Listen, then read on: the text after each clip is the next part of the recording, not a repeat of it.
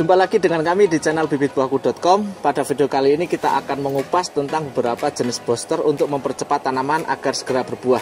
Namun sebelum itu, bagi Anda yang sudah cukup lama menanam buah namun belum berbakti, kemungkinan besar bibit yang Anda tanam tersebut jadi belum siap untuk berbuah. Biasanya tanaman yang Anda tanam berasal dari biji. Tanaman ini belum pernah dimodifikasi, belum mengalami proses okulasi, grafting, dan sebagainya, sehingga membutuhkan waktu yang cukup lama untuk bisa berbuah. Bisa juga dikarenakan Anda salah memilih tanaman. Memang beberapa tanaman ada yang bisa berbuah di dataran tinggi, tapi sulit berbuah di dataran rendah. Atau sebaliknya, tanaman yang di dataran rendah atau tanaman yang mudah berbuah di wilayah tertentu menjadi sulit berbuah ketika dipindah di daerah lain atau dataran yang terpaut jauh dengan habitat aslinya.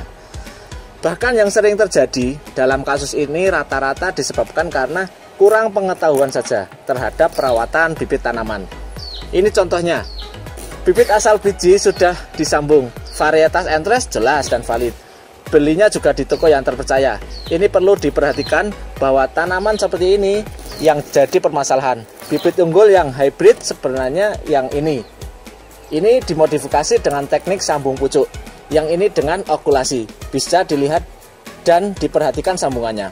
Nah, di bawah sambungan ini adalah bibit batang bawah. Jika kita menyebutnya seedling, jika di batang seedling yaitu batang yang di bawah sambungannya, dari pangkal sini sampai sini tumbuh tunas, ini merupakan tunas batang bawah. Kebanyakan dari kita tidak menyadarinya, sehingga kita membiarkan saja sampai tunas tersebut tumbuh subur dan semakin besar. Seiring berjalannya waktu, tunas ini mendominasi tanaman. Dia menyerap nutrisi lebih banyak, pertumbuhannya lebih cepat. Akibatnya sambungan yang ini merupakan batang utama yang harus ditumbuhkan, ini malah kalah, akhirnya mengering dan akhirnya mati. Tanaman yang sebenarnya sudah disambung, tapi sambungannya mati dan yang subur malah tunas, dan itu dari biji. Jangan khawatir karena di sini kami akan berikan solusinya. Cara yang pertama adalah dengan memodifikasi tanaman tersebut, atau memodifikasi ulang dengan melakukan penyambungan kembali bila tanaman sudah cukup besar. Bisa langsung dengan sistem top walking, atau bisa Anda lakukan penyambungan di beberapa cabang yang berada di pucuk-pucuk tanaman. Video tentang top walking dan okulasi itu sudah kami buatkan dan bisa Anda cari, Anda browsing di channel kami, dan kami juga berencana akan membuatkan lagi beberapa teknik-teknik penyambungan yang lebih detail dan rinci. Bagi yang masih gagal melakukan penyambungan, alternatif yang kedua sangat mudah, yaitu dengan booster. Pemupukan dengan hormon perangsang untuk memicu pembungaan. Beberapa jenis booster yang mudah ditemui di pasaran ini umumnya berupa pupuk. Kita ambil contohnya pupuk NPK Mutiara. Pupuk NPK yang berwarna biru ini komposisinya 16-16-16. Dengan unsur K yang lebih banyak, pupuk ini dapat merangsang pembungaan. NPK yang ideal untuk pertumbuhan yang seperti ini, 15-15-15, warnanya merah dengan komposisi kalium 15%. Ada juga yang unsur K-nya cuma 10% yang seperti ini, petrokimia 15-15-10. Selain NPK, ada juga pupuk yang memiliki kandungan K sangat tinggi, bahkan mencapai 32%. Contohnya seperti ini, Isigro, Growmore, Dekastar, dan lain-lain. Jenis-jenis pupuk ini memang dirancang sebagai pupuk pembuahan. Dengan memberikan pupuk pembuahan secara rutin 1 bulan sekali, tanaman yang tidak mau berbunga padahal sudah cukup dewasa untuk berbuah dan tanaman akan segera berbunga. Sebelum pemupukan, jangan lupa melakukan program pruning. Beberapa jenis hormon perangsang bunga juga dapat disemprotkan ke bagian tanaman. Yang ini juga dengan disemprotkan Gandasil B. Sekarang kita bahas yang ini, booster klengkeng, Pakulbusalo dan sebagainya.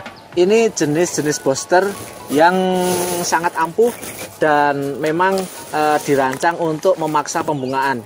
Booster klengkeng yang ini biasanya dipakai untuk membuahkan pohon klengkeng agar dapat berbuah dengan lebat. Harganya agak sedikit lebih mahal karena di dalamnya terkandung unsur kalium yang sangat tinggi. Untuk pohon yang besar ini bisa diberikan dosis 20-30 gram, sekitar 2-3 sendok makan sudah cukup untuk memicu pembungaan pada tanaman kelengkeng. Booster ini juga bisa digunakan untuk merangsang pembuahan pada tanaman lain seperti mangga, tanaman durian, tanaman jambu, sawo, dan belimbing. Kemudian yang Paclobutrazol ini kandungan di dalamnya adalah Paclobutazol. Paclobutrazol atau PBZ ini di dalam tanaman fungsinya menghambat oksidasi kaurin menjadi asam sehingga produksi giberelin berkurang. Giberelin itu hormon yang menyebabkan pembelahan sel. Jadi jika tidak ada giberelin di dalam sel tanaman secara otomatis pertumbuhannya terhambat. Disinilah proses pembungaan batang. Dan juga Paclobutazol ini memiliki keunggulan dapat membuat ukuran buah lebih seragam karena masa pembungaannya itu lebih serempak. Di sisi lain, jika terlalu sering menggunakan Paclobutrazol dapat menyebabkan tanaman menjadi kerdil atau kecil.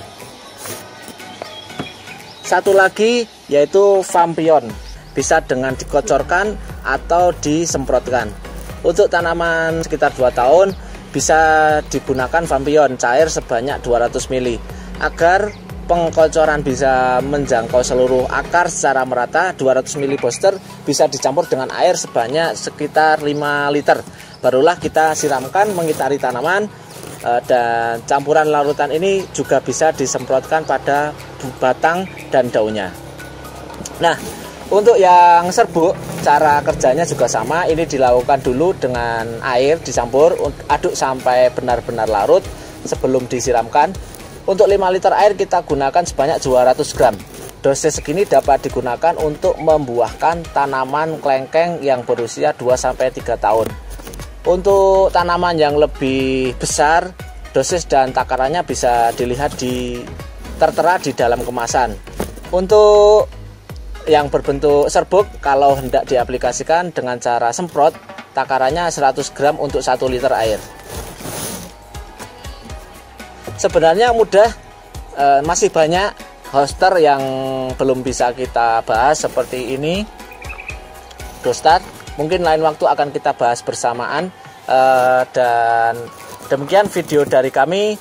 Semoga bermanfaat. Jika menurut Anda video kami bermanfaat, silahkan klik like. Jika menurut Anda video kami kurang bermanfaat, silahkan dislike. Dan jangan lupa subscribe. Ini bibit buahku, mana bibit buahmu?